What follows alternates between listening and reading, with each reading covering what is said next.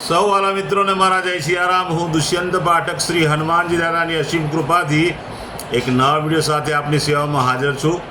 તો વાલા મિત્રો, આજનો ઉપાય આ વિષયની અંદર તારીખ છે 16મી જૂન 2026 ને મંગળવાર। પંચાંગની જો વાત કહું તો આજે પડવો થઈ ચૂક્યો છે। જ્યેષ્ઠ મહિનો ને શુક્લ પક્ષ છે। આદ્રા નક્ષત્ર, વૃદ્ધિ યોગ, મિથુન રાશિનો ચંદ્ર અને મિથુન રાશિનો સૂર્યનો પ્રવેશ મિથુન રાશિમાં થઈ ચૂક્યો છે।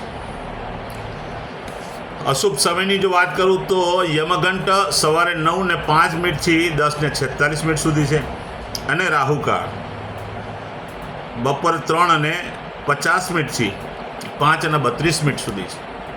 આ બંને સમય અશુભ સમય કહેવાય। અશુભ સમયની અંદર કોઈપણ પ્રકારનું શુભ કાર્ય અને શુભ યાત્રા ન થાય। શુભ કાર્ય અને શુભ યાત્રા કરવા માટે કોઈ સારું ચોઘડિયું, સારું મુહૂર્ત લેવું જોઈએ, જેમાં ઉત્તમ અભિજીત મુહૂર્તનો સમય બપોરે 12:01 થી 12:55 સુધી છે। આ સમયની અંદર તમે કોઈપણ પ્રકારનું શુભ કાર્ય કરી શકો અને શુભ યાત્રા પણ કરી શકો। વાલા મિત્રો, વાત કરીશું આજના ઉપાયની। તો આજના ઉપાયની અંદર વહેલી સવારે સ્નાન કરવા બેસો, નાવાના પાણીની અંદર 1 ચમચી હળદર પધરાવી દેવાની છે। હળદર પધરાવીને હળદરને પાણીમાં મિક્સ કરવાની, તે પાણીથી જ નાહવાનું છે। ત્યાર પછી ચોખ્ખું પાણી ઉમેરી શકાય, સાબુ શેમ્પૂનો ઉપયોગ પણ કરી શકાય। આટલું કાર્ય થઈ ગયા પછી તમે જ્યારે કપડાં પહેરી લો ત્યારે કપાળની અંદર ઘીનું તિલક કરવાનું છે, નાભી પર ઘીનું તિલક કરવાનું છે। બરાબર સમજી લેજો। કપાળમાં ઘીનું તિલક, નાભીમાં ઘીનું તિલક કરી અને ત્યાર પછી દિવસની શરૂઆત કરવાની। સંધ્યાકાળ થાય ત્યારે પશ્ચિમ દિશા તરફનું મુખ રાખીને શ્રી હનુમાનજી દાદાને એક કાગભૂષણની રામાયણજીનો પાઠ અને એક હનુમાન ચાલીસાનો પાઠ દાદાને અર્પણ કરવો। રાત્રે સૂતા પહેલાં પોતાની જ પથારીમાં બેસવાનું, પરાઠી વાળવાની, ઓમ કૃષ્ણાય વાસુદેવાય હરે પરમાત્મને પ્રાંત ક્લેશનાશાય ગોવિંદાય નમઃ આ મંત્ર યથાશક્તિ જપવાનો। આ હતો આજનો ઉપાય।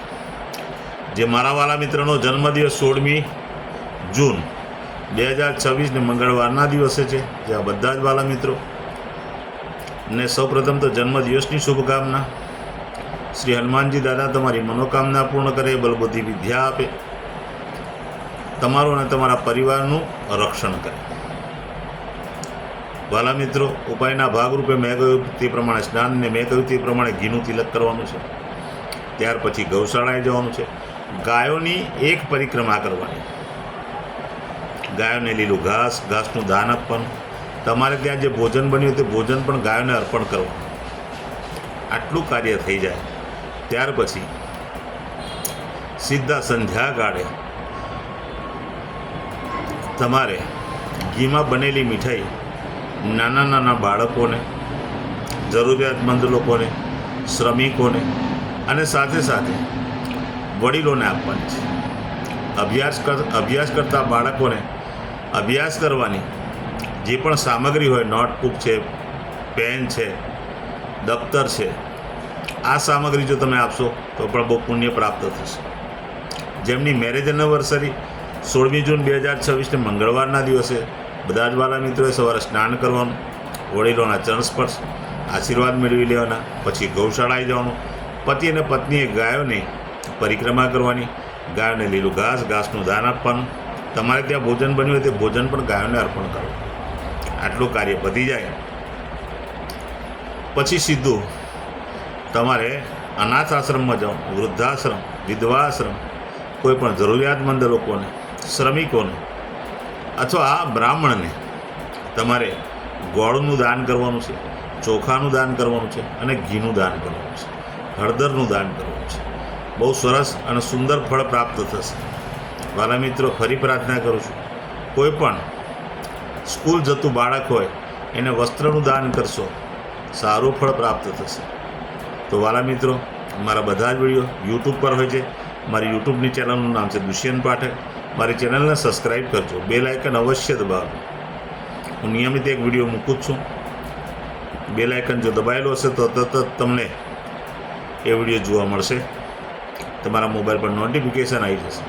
મારું ઇન્સ્ટાગ્રામ, મારું ફેસબુકનું પેજ, એનું નામ પણ દુષ્યંત પાઠક। મારા પેજને ફોલો કરજો, લાઇક કરજો અને પ્રાર્થના કરું છું કે મારા વિડીયોને શેર કર, કોઈ જરૂરિયાતમંદ સુધી આ વિડીયો પહોંચે એ મારું લક્ષ્ય છે. વાલા મિત્રો, હું નિયમિત એક વાત કહું છું કે એકવાર મારો વિડીયો જોવાથી કે એકવાર ઉપાય કરવાથી કોઈનું કશું ભલું થાય નહીં. પ્રાર્થના કરું છું, નિયમિત વિડીયો જુઓ અને નિયમિત ઉપાય કરો તો તમારા જીવનમાંથી સંઘર્ષ ઓછો થશે. આ વિડીયોમાં ફરીથી મળીશું. આપ સૌને મારા સીતારામ.